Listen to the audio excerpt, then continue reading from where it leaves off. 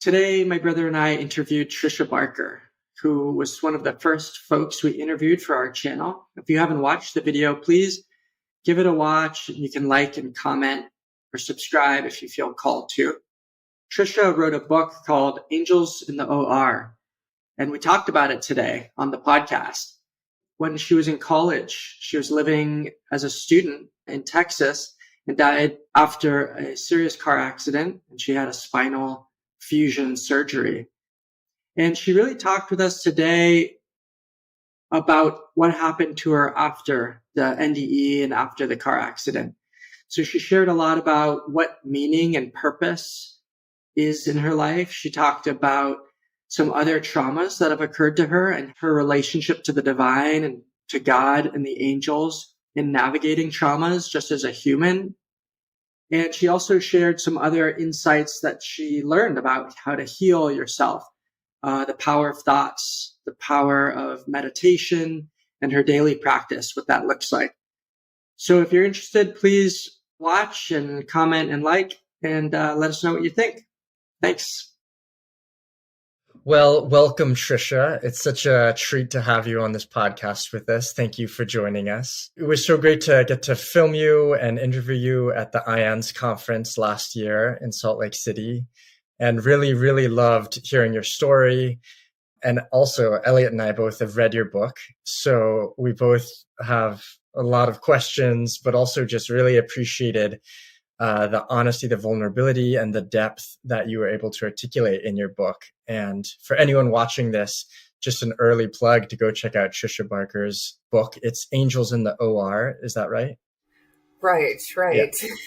Not aliens in the OR. Angels, not aliens. Yeah. So maybe just can ask you out the gate, maybe that's a great entryway. So curious, one of the things I loved hearing you talk about was the reintegration process after having your near-death experience. I remember you saying, you were lucky and privileged in a sense to have 9 months. I know you were in a body cast, you were in a car accident, so you had quite a bit of time to do some healing. And I know you really used that time well, reading books, meditating, and also emotionally and psychologically integrating the experience of your near-death experience. And I know a lot of other people don't quite have that kind of time and space. So maybe you could speak a little bit about what that integration time was like for you, for what you might share with folks who don't have that kind of integration time. And then I'd love to also hear about what brought you to writing your book and how that process was for you, reflecting on it sometime later. Well, thanks for having me on your show, first of all. And that time was sacred. I needed it. The first month really was pretty vulnerable because my body was still in so much pain and I couldn't take the painkillers that they prescribed to me. They made me nauseous. So really, I was just taking Tylenol, not over the counter, but, prescription strength Tylenol. But I was very much in touch with the body. And I remembered the near-death experience. So when I couldn't sleep, I would meditate, and I was having these out-of-body experiences a lot that first month, where I was leaving my body so many times that there were moments as I was coming back to my body at 4 a.m. or 3 a.m, still in pain. I thought, am I dead? Am I alive? There was this in-between state where I wasn't quite sure if I was fully going to integrate again. I mean, it was fascinating, but I got to escape some of that pain through meditation. And I worked with the angels too. So I remembered them and I remembered their healing light. So there were times when I couldn't sleep where I would just say, hey, please speed up this healing in my back. This is really painful. It felt like a hot poker just jabbing through my spine. And it wasn't until the first month when I could walk a little bit further that really the trauma responses calmed down a little. And I realized I was going to walk, I was going to heal. There was actual healing that was happening and I was beginning to feel better, that I felt so much gratitude. And I think that was the first thing when I look back and I go, who was I before this and a month after this? I mean, I woke up with joy in my heart, joy that I hadn't felt before since maybe childhood. How children are excited about orange juice and, hey, there's a bird in the tree. And, just life is amazing. And that's the joy that I woke up with, putting on an old t-shirt over this, body cast that went all the way down to my waist, from my shoulders to my waist. And, just kind of stumbling through the house and down the street. But I was happy and grateful. And before, that's not at all what my mind was thinking about. It was filled with, how are my classes going? Who likes me? Am I going to be in love? None of that mattered, at that time. All that mattered was I'm alive, I'm walking, and this is a magical experience. And there's so much more to life than simply living in this material world. I was just aware of the joy that the spirit world brings. I did heal rather well. So, that first month allowed me to wake up early, and it was very hot in Texas at that time, but I started walking early in the morning and late at night down the sidewalk. And the next thing I noticed is that I cared about other people in a way I didn't care before. The neighbors who were older and retired would set out on their porches, and they saw, this odd kid in a body cast. And my mom had this walking stick that had feathers on it and crystals. And so, I'm walking down the street, quite an odd spectacle. And they ended up asking me, what's up with you? How'd you end up in this state? And so I told them, this one couple, about my near-death experience, and the woman said she had was in remission with cancer, but she had a close call, and she really was touched by my story. And I thought, oh, older people who have experienced health issues really like this story. And suddenly, with my aches and pains, I could relate to all these older people with their knee surgery and their hip surgery. And so, it was a new opening to socializing with people that I hadn't experienced before, but they also became a part of my journey. And I found that sweet, that they cared about my recovery. Now we were kind of a community, this group of elderly people who sat out on their porch for coffee, and me as I learned to walk again. And so when I finally made it to the end of the street, it was funny. A couple of them stood up and cheered and were like, "You made it!" and it was just a moment of feeling connected in a way that I hadn't felt connected to people before. I realized that everywhere I went, there was an opportunity to make the moment a little bit more sacred. And I think in these rush times, I feel it, and I'm sure everybody feels it. We're at Starbucks. Hey, here's my phone, scan it really quickly. That sometimes our interactions aren't really calm, and they aren't really peaceful and present. And that was the first thing that I noticed after the NDE, was I was just grateful for the smallest interactions, really, that it didn't have to be anything grand to make me happy.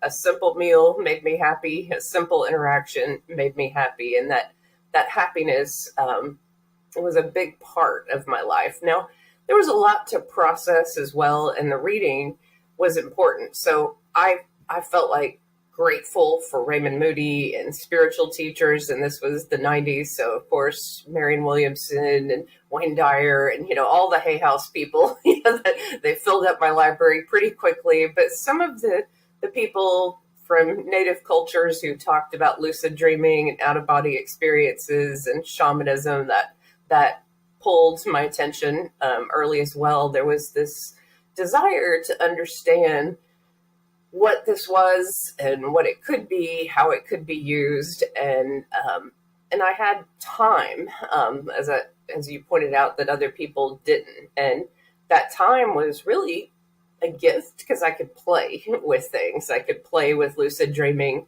I could play with many of the ideas I was learning, and just sit with them, and just spend many hours just thinking in a way that other people didn't have that luxury.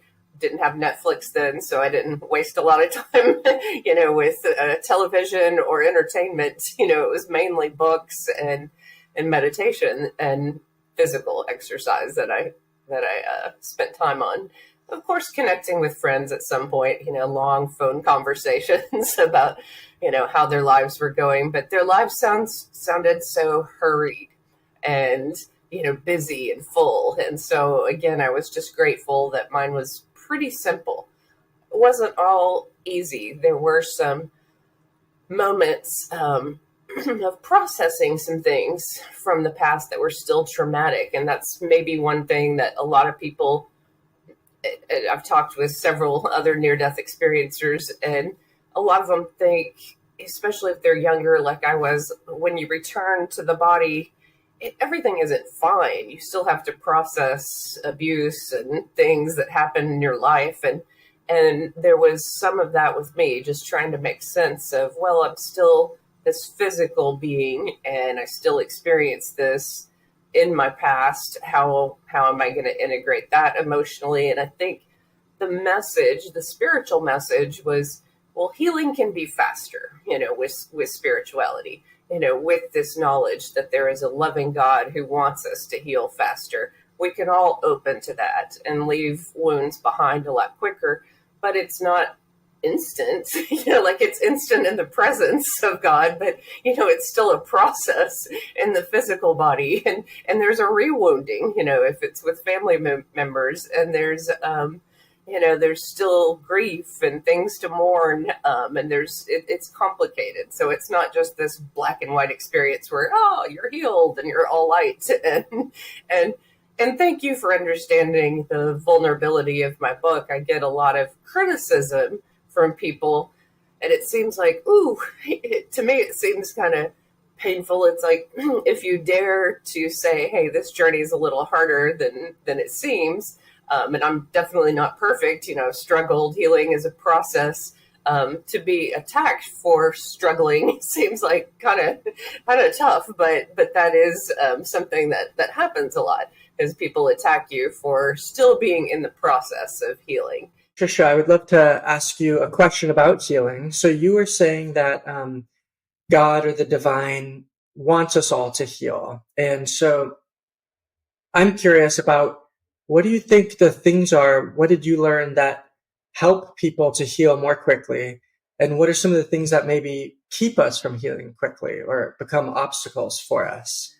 It's a great question, because honestly, I think if you grew up with any type of abuse, you don't feel worthy of a lot of things. You don't feel worthy as a person. You don't feel worthy of that healing. And so people can, even at a subconscious level, or they can just hold that program maybe in their DNA or somewhere, where they don't feel like I'm worthy of this higher source just showering me with divine love. That could be one block. But another could be, well, now that I'm in the physical, things move so much slower, and, just a belief that it has to take time, that it can't be instant. And so you almost have to, in a near-death experience, most people see this timelessness. And so there is this glimpse that, well, okay, it doesn't have to take that much time. I know that there can be an instant moment, and I know that everyone is worthy in the presence of that divine love, of that love. But here we're told through culture, we're told through, many people around us, that we're not worthy of a lot of things, that we're asking for too much, or, we're told a lot of things that are untrue, but that we can believe on some level. So I think belief is part of it. And one of the messages from the near-death experience that I received was, be like a little child. And if you've ever seen children receive energy healing, they respond to it a lot quicker. So if they burn their finger and they don't look at it, their mind sometimes will not believe that they're burned, and they'll be like an outward assurance that this healing took place a lot quicker. So there's if you're like a little child about healing, if you come to it with this open heart, and I try that, it's hard as an adult, but, you come with this kind of open-hearted belief of, okay, God, help me with this. You're bigger. You're more powerful. I can't handle this. I need an answer that's greater than me. If you come with this open-hearted faith, about healing, then sometimes an answer that you couldn't fathom does show up in a way energetically and then translates into reality. But I think most healing begins at a spiritual level first and then moves into the emotional level and then moves into the physical level. It's rare for things to just, instantly heal at a physical level. It's like usually there's a starting point. And so energy healers a lot of times have to remind people, hey, you might have been healed in this moment, but it might take, a year for it to fully translate into the body, or you might need an appointment with a therapist, or you might need an appointment with an alternative healer doctor who gives you a supplement that, helps your mind believe that this healing is going to take hold. So there's belief. And then there's also, just other programs perhaps that get in the way around healing, like, this isn't right, or, I don't trust the process, or there might be judgment around it, from religious traditions, or, there might be all kind of reasons why people don't heal as quickly. And sometimes there's a payoff for being sick. In some cases there's a payoff. You get a lot of attention perhaps, or, someone is taking care of you, or you're in a codependent relationship and it's dependent on that. I do come across that at times. That all makes sense. I'm kind of fascinated by all of this because I've been reading some of Joe Dispenza's work, and he had actually broken his back, in 8 vertebrae. And if you're familiar with his story, he healed his spine based on belief and these visualizations of the spine, actually visualizing it being healed. And he reports that he healed it and has never had back pain. So I've been playing around with that. I have a chronic injury and I'm looking at a pretty serious surgery maybe this year. So I find it all very fascinating, and a lot of studies around the placebo of the mind and the belief, and it's just what you're speaking about. Yeah, I'm a fan of his work, and I think he says something to the effect too of doesn't matter how long it takes, even if you're working on it for 4 years, isn't it better than not working on it at all? And it takes 4 years to shift it. So there is something to this phenomenon, what he's talking about. And I know many years later, I had, problems with my neck because of the spinal fusion, and doctors said I'd never be able to look up and, certain things like that. And I just refused that diagnosis. I was like, oh yeah, no, I will look up and it will be fine. And I will find answers. And it's, I use a myriad of techniques and body workers, but I do stay out of pain. So sometimes, the answer, you have to search for it. But that's maybe my consciousness needs those people, like those workers, for me to believe that I can stay healthy and stay pain-free. I have a follow-up question too, Tricia. You mentioned this theme of how some folks who have experienced near-death experiences can often think, oh, everything's light, everything is healed, everything's wonderful. And what I did appreciate, and it's so sad that you've gotten feedback about your book being honest and vulnerable. It's sad to me and painful to hear that some people have reactions or negative responses to that. I really appreciated it. And I think, some of our audience knows both Elliot and I are marriage and family therapists. So we both have a background in psychology and therapy. So we're always interested in the psychological and emotional dimensions of the human experience. And that includes trauma, wounding, pain. And so we're always interested in this intersection of the spiritual realm and the transpersonal, and people who have had near-death experiences or any kind of real mystical experiences, and then how that translates and integrates into day-to-day living. And there's this real interesting intersection around trauma work and healing work and the emotional and psychological wounding that we all carry from childhood or from who knows where. And so I'm just curious if you could speak to that in terms of I know in your book you shared about some trauma experiences you had, but just more broadly, even the way you grew up and your experience, how did the near-death experience shift the way, I know you were a college student when you had your NDE, but just curious if you could speak a little more around your understanding of how the spiritual perspective of near-death experience can influence work around trauma and wounding, and how you see it in the larger context of people who have had NDEs. Yeah, well, I think it added community in a way that community really didn't exist around those topics for me. I mean, I had gone to a few group therapy sessions at college and a few therapy sessions, but after the near-death experience, I just kind of realized that as a teacher, I'd meet populations of students who would go through far worse things than I went through growing up, that suddenly I would be this authority figure that would be in their lives, and I could point them in a good direction, or I could be just a voice that was a voice of support, or stepped in, legally, took action in some cases where it was necessary. And it was kind of a heavy responsibility. It's like I was connected to humanity in a greater way, both spiritually and realistically, through stepping into that teaching profession, the way a therapist is connected to people and,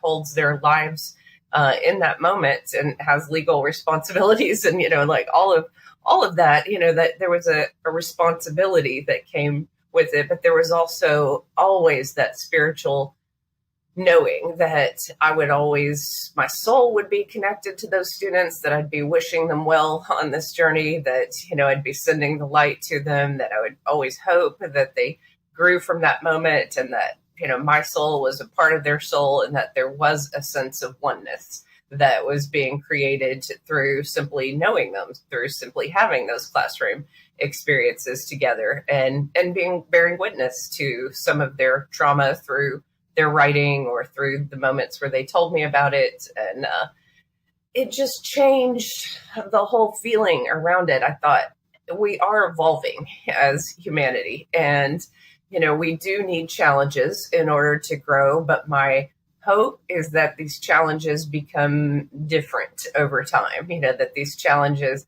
that there's more support for people going through these challenges, that there's faster healing, that there's prevention in some cases. And this is not what I talk about a lot, but I do mention it sometimes. I honestly believe that some of the most quote, holy work that I did was with junior high students, believe it or not, because they were so young and they were easily moldable in these moments. But there were some kids who were taking some really bad paths, whether it was abuse to animals or abuse to people or abuse to themselves or drug abuse, and just making some really bad decisions for their lives at that pivotal age. And when I stepped in really intensely into those kids' lives, I think that shifted the trajectory of their lives dramatically, in some cases. And that was rewarding, to know that, I helped a few kids care more about animals or care more about their future. And they were innocent enough, for it to take hold. That sometimes it's harder when someone's a lot older for them to change dramatically. But at 8th grade, that seemed to be like a pivotal age for some reason. Yeah. Curious just about your own relationship to your work around trauma and wounding. How did that shift after your NDE? Yeah, the thing that surprised me the most was the amount of time that it took. And I'll speak to, I was raped after the near-death experience, and I wrote about it in the book. And it was about a year after that experience when I could see energy, I could see auras, and I could see the chakras. And I just saw energetically that my power center, that it was really about my power in the world, had been deeply diminished because of that moment. And that I was kind of shocked by, I could see it in other rape victims. There were these 3 women who came to a campus where I was teaching and spoke about their experiences. And I saw that they were healing at various levels, but they too just seemed kind of empty in their power. And I thought, oh, I have to do a lot to get my power back. And I didn't write about this too much, but I mean, I went hardcore into martial arts and self-defense. And, like there was a physical, and I have this back injury. So, it was kind of tricky to do all of this. But, like I paid self-defense like teachers to come and basically attack me in my bed so that it recreated, the scene and fought my way out of that. Like I paid people who were street fighters. I mean, like I learned every way to fight basically because I was like, okay, I need power back. So that's the physical part of power, but the emotional part of power is also using your voice, and that took longer to regain. I mean, there's the voice in the classroom that was always there, but the voice in the world didn't really come until I started writing the book. And, I shared the near-death experience a couple of times before that, but it was 2016 when kind of the Me Too movement was really taking off, when I thought, oh, I actually have to talk about this because the near-death experience is important, but also the voice of healing is important, and I have to claim this on some level. And I think that's the last part of my healing, is to be, more public in that and more vocal about that. And it wasn't, of course, that's more of a controversial topic than near-death experiences. So I think in some ways merging them, a lot of editors and a lot of book publishers were like, oh, why can't you just write about the near-death experience?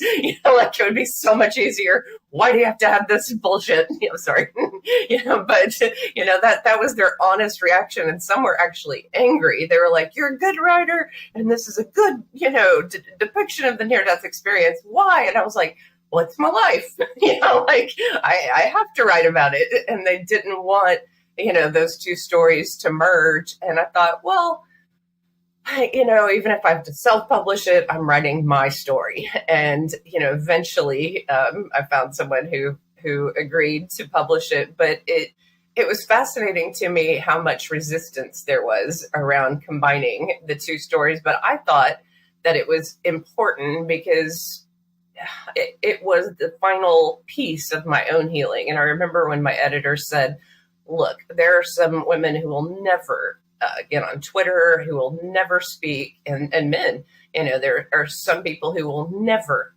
ever admit to being victims of any kind of assault. And you're a voice for them, and you're a voice for healing. Are you ready for that responsibility?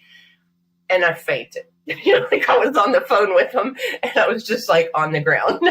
And I think it just hit me that, that there are very vulnerable people who maybe have far more intense reactions to what's happened to them, and maybe you're shut in for the rest of their lives and fear going outside, or, they have far more traumatic responses. And I've had a fairly good response, a fairly, healed response to that at this point. It took a long time, but, I got to that place by 2016 where I was like, okay, I can't do this. I can, be a voice for others. And I think what he was alluding to is also take the abuse for them. And, like I did, like I have, and it has taken a toll at times, but it also, like, in this day and age, you can't hardly get online without being attacked by someone. So if you don't want to be attacked, don't get online. Like that's kind of the basics, of this. But it showed me, like, by that time I had energetically healed a lot of my own power, but putting myself out there was that last step. And I think writing itself is therapeutic, and I thought I was long beyond that being therapeutic for me, but it was.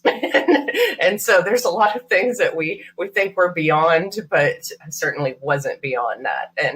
And then this many years later, I look back at the book, and though I'm happy with it, I certainly feel like, oh, I'm forgiven so much more. I feel so much freer. My own identity at this point isn't necessarily just near-death experience or author. It's more just like, I want to hold the light of healing for people, and I want people to heal faster. I am connected to the light, and I want to hold that for others. It's almost like my identity has dissolved somewhat since writing the book. The things I cared about so much. I see students come into the classroom very passionate about this cause and that cause and, this. And I'm like, I care about all the causes. Like I care about all of the things that are abusive to humanity and all the things that are painful. I want to heal it all. I want there to be a more gentle society, a more forgiving society. It's a society that cares about people. And I think that was kind of shocking, is just seeing that dissolve. But I think when you do something, in real world, concrete ways, so, I've left, I don't have children, so I've left in my will, a significant part of what I do to the Rape Crisis Center. And to me, that was like, in the town where I live, I'm like, okay, I made an actual difference. Like I made a monetary difference in the world. And so sometimes, like, who knew estate planning or something like, that simple can make you feel like, oh, okay, goal accomplished. I really appreciate all of that, Tricia. I'm so disheartened also and sad about these publishers not wanting you to include the story of your rape and your recovery and healing from that. I really appreciate that in your book, and I had no idea. And I think one of the reasons I really appreciated it is, like, I think folks that are very interested like us in near-death experiences and reading people's books or watching their testimonies online, there is this projection I think we have on people. Like, you've seen the light, you've talked to God or seen the angels, whatever.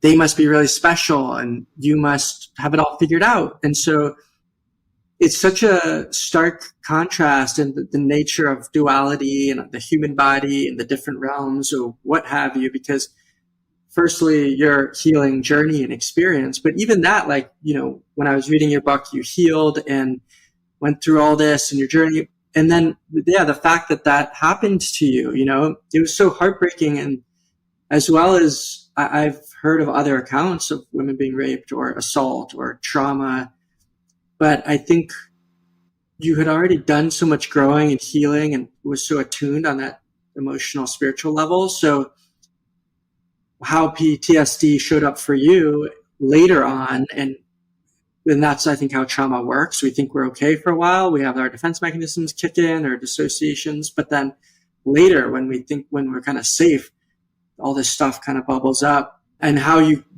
can see people's energies or auras and, your relationship to men and picking up on other men, even subtly, and power dynamics or sexuality. I learned a lot from that. And I'm very glad personally that you included that, because I think we all have to deal with those sort of things in our life, and it's very human. And how do we integrate the spiritual soul level, God level with everyday practical things, and a lot of things that are not comfortable and that hurt and are painful. And to not spiritually bypass, like, I want people to know, okay, a year afterwards to 2016, I mean, like, I could say 5 years after, there was significant healing. 10 years, there was significant, but I would say, quote, full healing didn't come until then. I mean, that's a long time. That's a long healing journey, even knowing all that about healing. And so I think that it is important that we not say, to people who are victims, like, who have gone through something horrific, they've war, or they've left a country and they're so deeply traumatized. Well, your soul chose that. Like, no, they're really vulnerable in that moment. They need a lot of hope and a lot of support and a lot of comfort, just physical comfort. It takes the soul maybe a while to catch up to what the body is going through. Very well said. Yeah. Just to tag on that, another wonderful part of your book and just your story is teaching. And I'm always very moved, like, when I hear your story, that you got a direct message from God, the angels, from Source, to be a teacher. And that is something that I think really is unique about your near-death experience. A lot of people who have NDEs, they don't know what their purpose or mission is. And they'll often talk about, being back in life and struggling to know what they should be doing. Like, they got this download about there's light and love, and they don't know how to contribute. And so just curious for you, like, that was a real gift that you got a very straightforward, direct mission, and how that was, and obviously took you into an incredible career as a teacher. So I look at all the books behind both of you, and books saved me as a kid growing up in the country, and I didn't have a lot of interaction. I was an only child, and so books were this.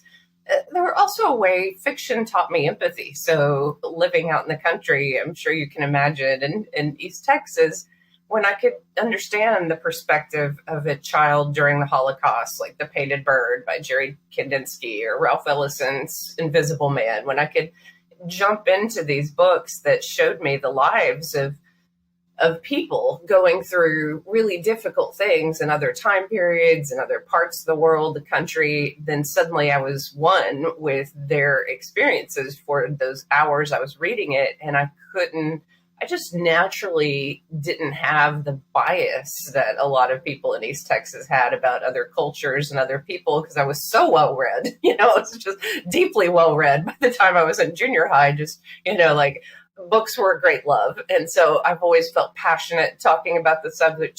So even if, you just look at it at a literal level, when someone's passionate about something, then they tend to get students interested, even if they hate the subject. So, like on a basic level, many students who hated English were like, well, I can tell you really like it. So I listen, and there's that kind of moment. But on a spiritual level, I'm certain that I've been worked through or that I've channeled in the classroom, because I've had those moments where my consciousness just is erased and I say a bunch of things, and then a couple of students, or even just one out of the group, comes up to me and says, I don't know what was happening, but you definitely changed my life in this lecture, and I need to tell you this. And, or I've been told listening to you that I need to tell you this or that. And, then I help them in some way. But I've channeled their grandparents, like different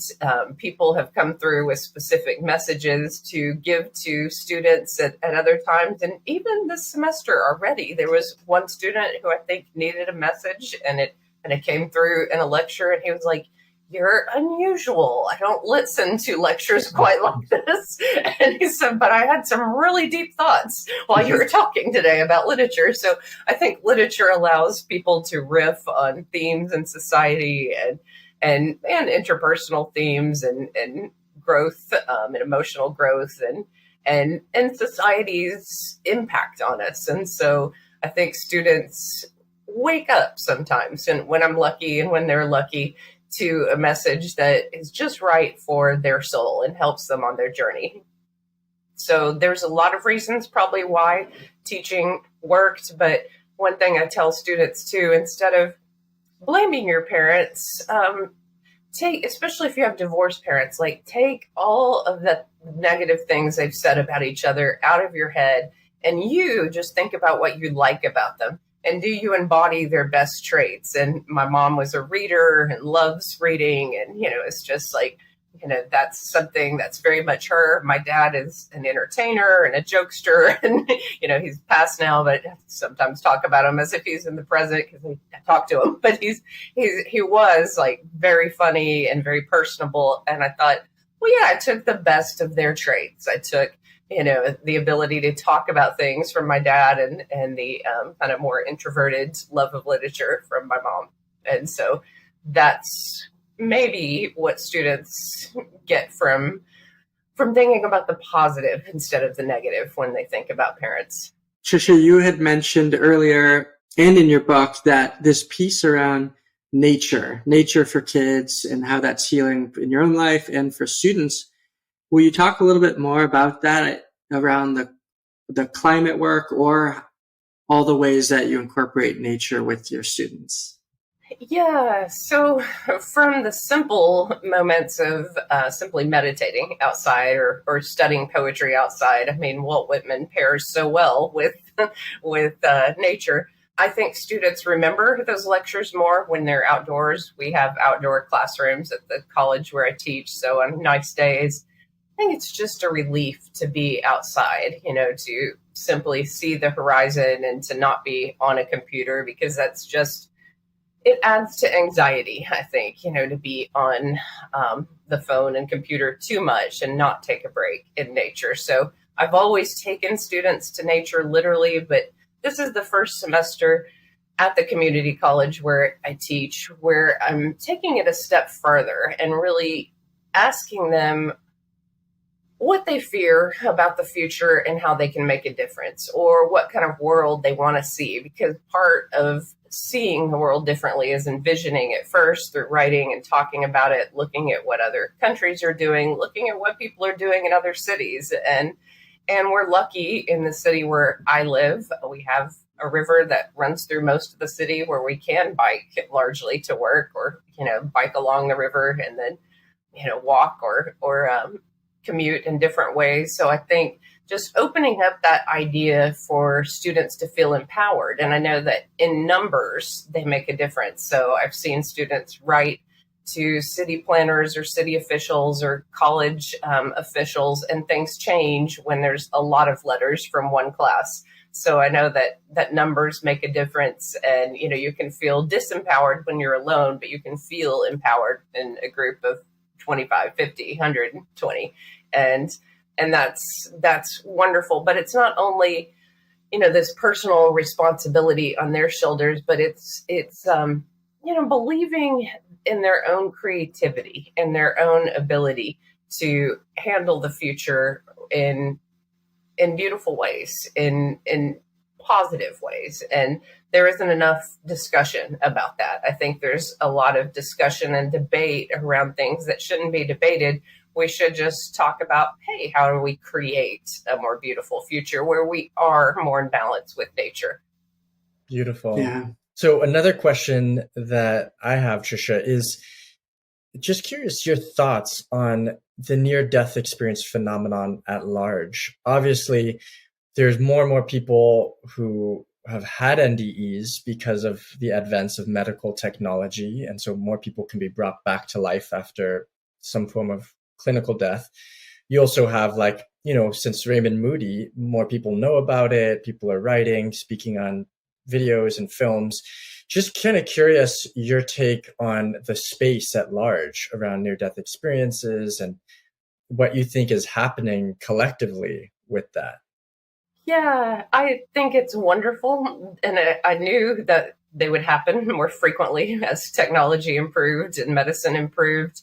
And I would like for the phenomenon, and it has, to, I think, reach people's consciousness through fiction. I love seeing the OA and different movies that incorporate just a moment of a near-death experience into an otherwise different story, because that's sometimes how my experience felt. Yes, it was profound and it changed everything, but all these years later, it's this moment that changed everything, but then there's all of life as well too.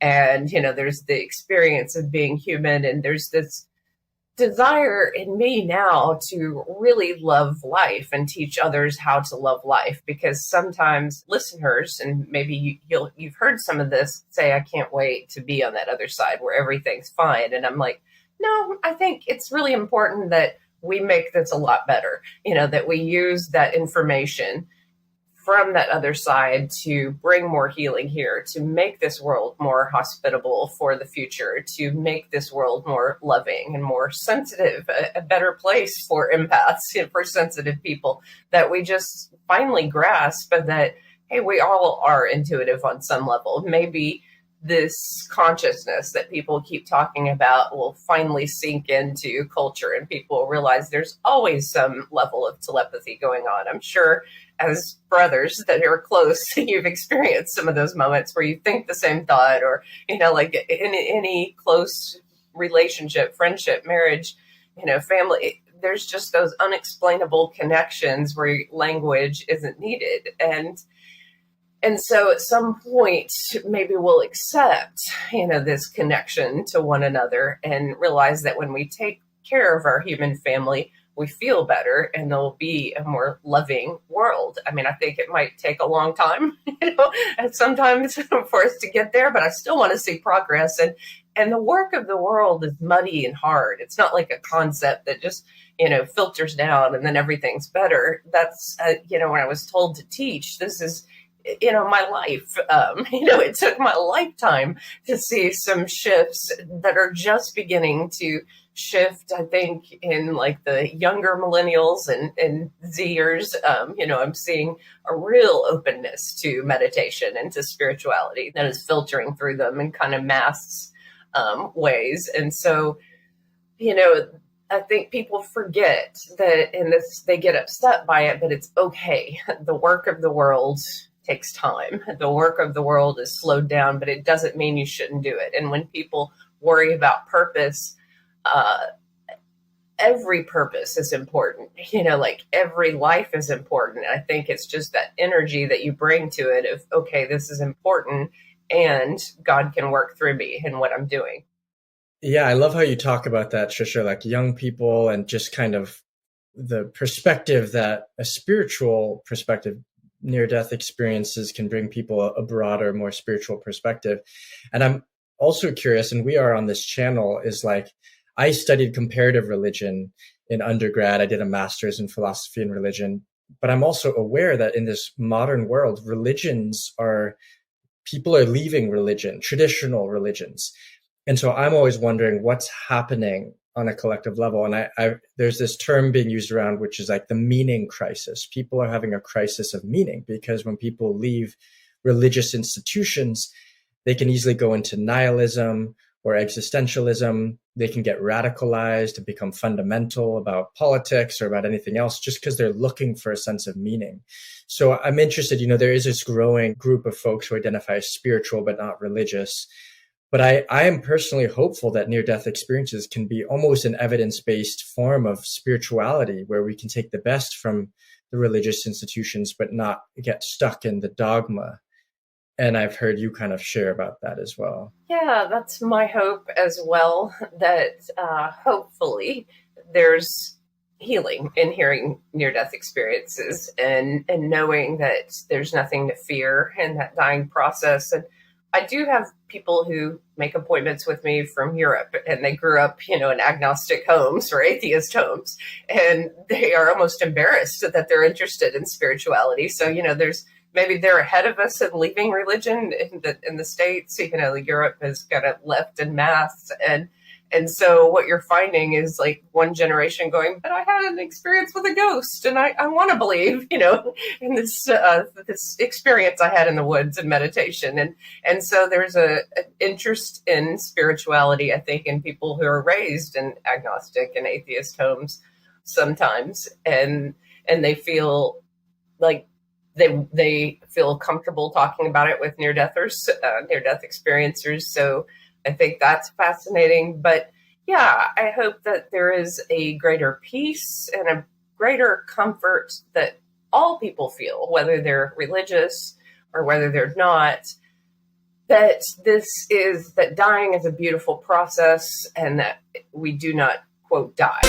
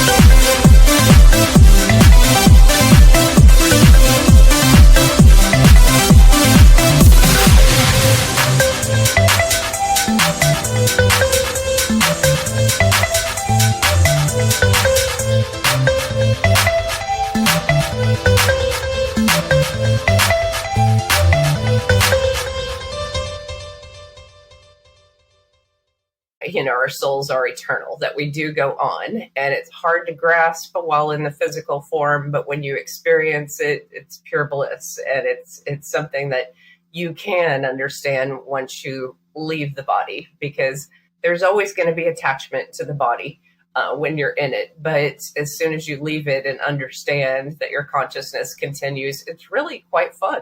It's not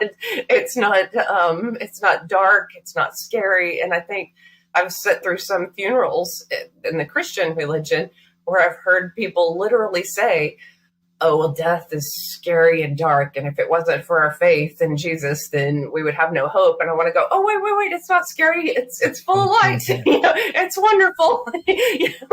And I don't want people to think that, death is horrible. I want them to have some understanding that it's been happening to every human being since the beginning of time, and that there is something sacred and natural too. Things in nature die. When we understand we're a part of nature, then we understand, even the most beautiful tree that lives 500 years sometimes gets struck by lightning and dies. And, there are these moments where most things die. Some things die quicker than others, and some peace around that. I love that. What does your daily practice look like? Do you have a spiritual practice? And if so, when do you do it? What does it look like? Well, I'm a meditator, and I used to participate in transcendental meditation. So I'd get up and sometimes I'd do the long meditations where we sent light to others, throughout the whole. They were almost like marathon meditations. And I love that because I think there is something even documented around sending light to certain areas, lowers the crime rate. So that's meditating in the morning and evening is just a part of my life. And I won't say that I'm 100%. Certainly there are days, I hit the alarm and, oh my God, I'm late. And, there's not time, but I usually try to grab at least 10 minutes at lunch or, take kind of a walk that's not for exercise, but kind of just a conscious walk. But I meditate twice a day, and that's my main practice. But I also have incorporated kind of small practices, like when I shower in the morning and evening, I imagine washing the energy of other people off of me. And it just kind of as an empath, you can soak up energy from just various sources. And really, I work with larger things. If I'm going through something difficult, I kind of am fine spending some time just working on myself. I think as you get older too, and after the pandemic, we've all learned to take time. When you do your meditation, just curious to tease that apart, what does that look like? Is it kind of following your breath? Is it prayer? If you're open to sharing what you do in your meditations? Yeah, that's a good question. It's different things at different times in life. And sometimes it was escape, after the trauma in South Korea, sometimes meditation was just escape. And sometimes after a trauma, it's really just kind of healing. But sometimes it's breath work. If I'm just going through a busy week, then that might be all that I get from it. But a lot of times I connect to spirit, or I get, a connection to my angels, or I get an answer to something, or, I'm kind of an odd meditator. Like when I meditate with others, I sometimes have out-of-body experiences, and I'll tell you a story I do tell sometimes, but I was meditating with some people who mainly just did breath work and kind of they were Buddhist. And lots of monks have left their body. So, it's not that I'm that weird, but I did leave my body in that meditation, and I merged with a hawk, and people were talking afterwards about their experiences. And I told that experience to the group, and they looked at me like there was just a lot of, disbelief, or man, she's weird. And I felt kind of bad leaving that meditation group. And I thought, do I just have an overactive meditation? And, do I have an overactive mind, or did this really happen in meditation? And as I was getting in my car, this hawk, before I started the engine, he showed me the full span of his wings, and he circled my car 4 times and just showed me the wings every time, and then flew off. And I thought, oh, I definitely merged with you because it was so much fun in the meditation. I saw the hawk, and I was inside its body, and it saw a small rodent, and it was flying towards the ground incredibly fast. And I got to feel what that was like. And I thought, this is amazing. I didn't realize they moved this fast. And then, it grabbed the rodent and moved on. But I think the hawk knew that I was the one who merged with him in that meditation. And since then, I've read about different monks who have merged with birds during meditation. So that's only happened once, like not like I merge with birds all the time, but sometimes I do have the out of body experiences. Sometimes I feel like I meet with healing entities that, work with me. And other times, like before I started my own YouTube channel and wrote the book, I did feel nervous about doing it and been putting my story out there. And I felt, believe it or not, some kind of galactic energy saying that it was important that these stories are out there. And they told me specifically that my story would impact some people in Spain, which I thought was kind of strange. But I looked at my demographics on YouTube that first year, and that first video did reach a high number of people in Spain, and it was quickly translated into Spanish. And that was the only language it was translated into. But I thought, all right, a little bit of confirmation. So whether it's galactic energy, which I don't talk about too much, that was the only experience, or angels, or really just kind of exploration. It's fun to me. I never know what it's going to be. But I will say that for those people who are going through stressful times, and this is true for me too, if I'm stressed out, it's just working with my heart rate, my breath, my body. I'm probably not going to get out of body.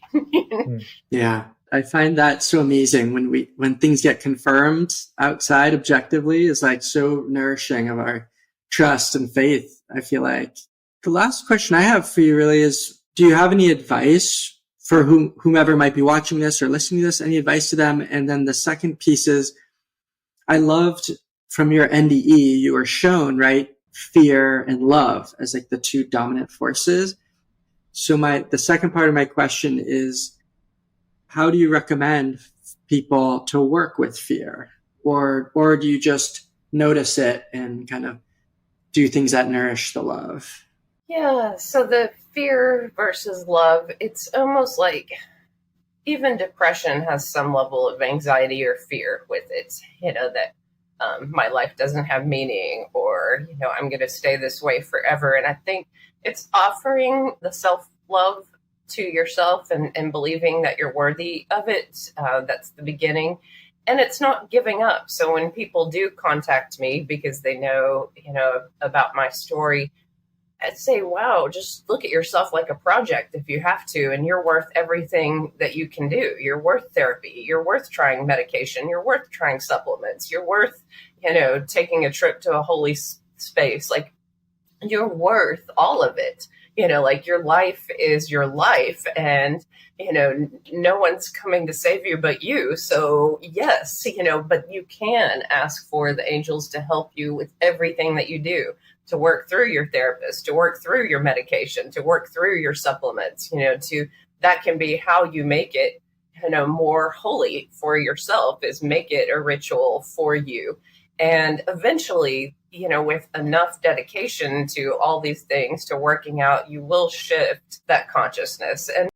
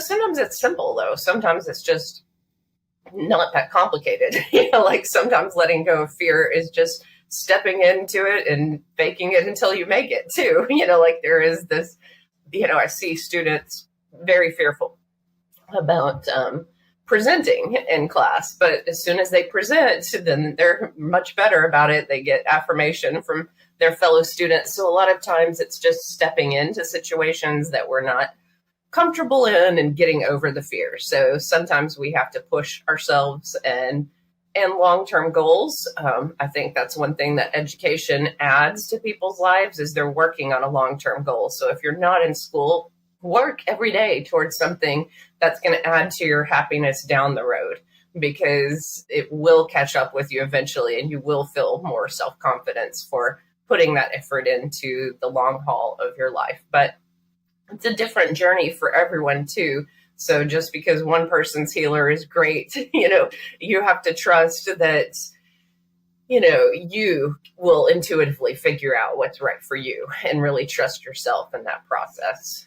But service to others is probably the biggest help to my own depression. I think God knew me well, and I've enjoyed the moments in the classroom because I know I'm of service to others and I'm connected to others. So teaching my students to serve the community also shows me that they too benefit from that service.